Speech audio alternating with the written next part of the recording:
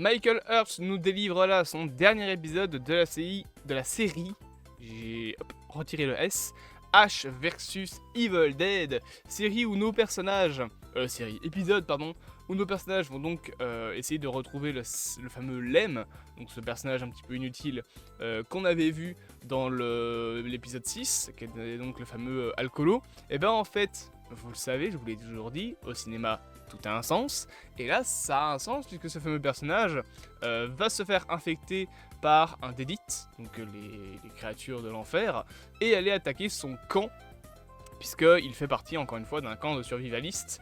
Il fait partie d'un clan de survivalistes, même pour être précis, qui sont donc barricadés dans une base militaire. C'est pas vraiment une base militaire, c'est plus un ramassis de conneries avec un bunker au milieu. Super à la base militaire. Mais en tout cas, il va arriver infecté déjà par le Dédite dans la base militaire et bouffé de 3 personnes. À ce moment-là, Ash et ses petits compagnons arrivent et clairement, ils n'ont pas un accueil très chaleureux puisqu'on a tous les survivants du clan de survivalistes qui vont en gros leur faire des misères et notamment enfermer Ash et enfermer Ash et la policière dans un bunker là où justement est Len. D'ailleurs en plus ils vont les mettre menottés là-dedans, donc ça va être sympa puisque du coup ils vont devoir s'entraider beaucoup plus qu'avant. D'ailleurs donc on a 2 points de vue dans cet épisode. On a le point de vue Pablo, Kelly qui vont un petit peu essayer de s'en sortir eux-mêmes avec un petit plan pour récupérer une voiture. Ils vont discuter armes à feu aussi, tranquille, voilà. Notamment la petite blague dans tout l'épisode où tu vas avoir Pablo qui va dire, qui va se poser la question de à quoi il est, genre quel type d'homme il est. Pas dans le sens c'est un homme, je sais pas moi, caucasien ou des conneries dans le genre. Non, le genre d'homme, par exemple, est-ce que c'est un homme à, je sais pas moi, à lance-flamme, à mitraillette, à bazooka, un homme à pistolet. Quelle arme en fait il préfère et quelle arme il manie le mieux. Un petit peu comme dans les jeux vidéo pour le coup. D'ailleurs, en parlant de jeux vidéo, c'est marrant parce que les personnages très secondaires, donc les figurants carrément, quand ils parlent, on dirait... En fait, il y a un moment où tu as Pablo et Kelly qui sont grillés et ils réagissent vraiment comme des IA de jeux vidéo. Genre, vous jouez à un jeu d'infiltration, vous faites griller, vraiment ils vont se retourner en mode « Hey, ils sont là !» Avec vraiment la même intonation de voix. Bah là, les acteurs, ils font pareil. Je sais pas si en VF c'est comme ça, parce que je regarde la série en VO, mais je jure que c'est vraiment jeu d'acteur, jeu vidéo. Voilà, j'ai reçu un message, c'est pas grave. Donc voilà, la comparaison avec le jeu vidéo un peu s'arrête là. On pourrait continuer, mais ce serait franchement extrapolé en disant que le bunker ressemble à un niveau de jeu vidéo. Et franchement, ce serait vraiment trop extrapolé. Par contre, j'aime beaucoup le bunker parce qu'on installe une sorte d'ambiance un peu claustrophobe que j'aime bien, voilà.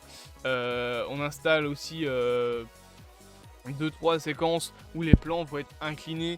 Vous savez, hein, les fameux plans inclinés de Sam Raimi, c'est un truc qu'il fait beaucoup.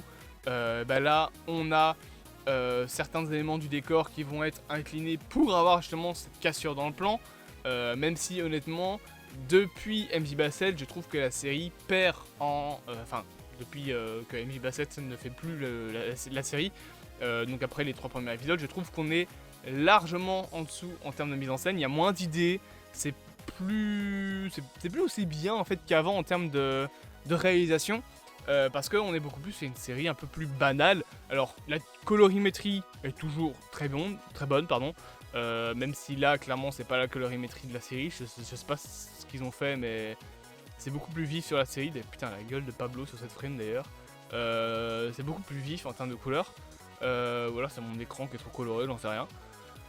Mais voilà, je trouve qu'on perd un petit peu en qualité de mise en scène, ce qui est un petit peu dommage parce que les 3 premiers épisodes étaient vraiment bien réalisés.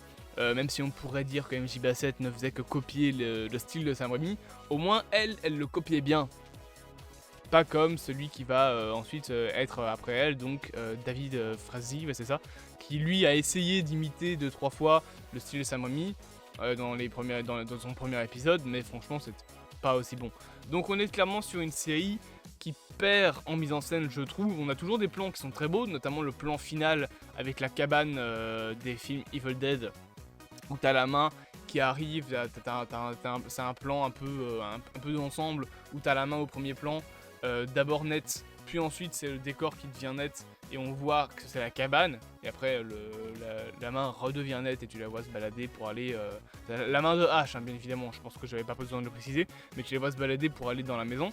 D'ailleurs, en parlant de la fin de l'épisode, j'ai pas vraiment compris pourquoi est-ce que H s'enfuit à la fin de l'épisode, je te serai expliqué dans la suite bien évidemment, mais il se fait la malle, je sais pas pourquoi, et bon, je suppose que c'est parce qu'il veut toujours avoir ce côté un peu solitaire, etc., que là il est en train de se faire une famille littéralement, faut dire, il a dragué la fliquette, enfin la fliquette, putain je parle comme un jeune, il a dragué la policière, Kelly et Pablo lui font confiance, et le con il se casse.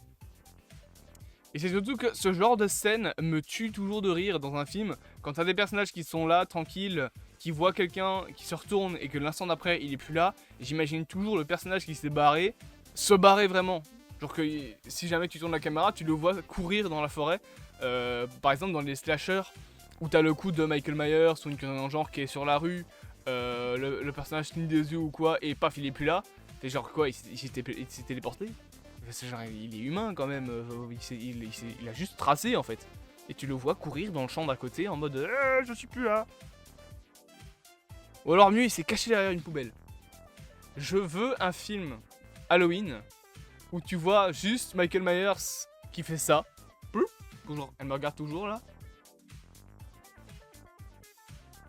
Voilà, c'est mon petit côté, je sais pas. Mon petit côté j'en savais rien du tout en fait. Bref, j'espère que cette vidéo vous aura quand même plu. Bien évidemment, n'hésitez pas à interagir avec cette chaîne YouTube. Et on se dit à bientôt pour de prochaines aventures.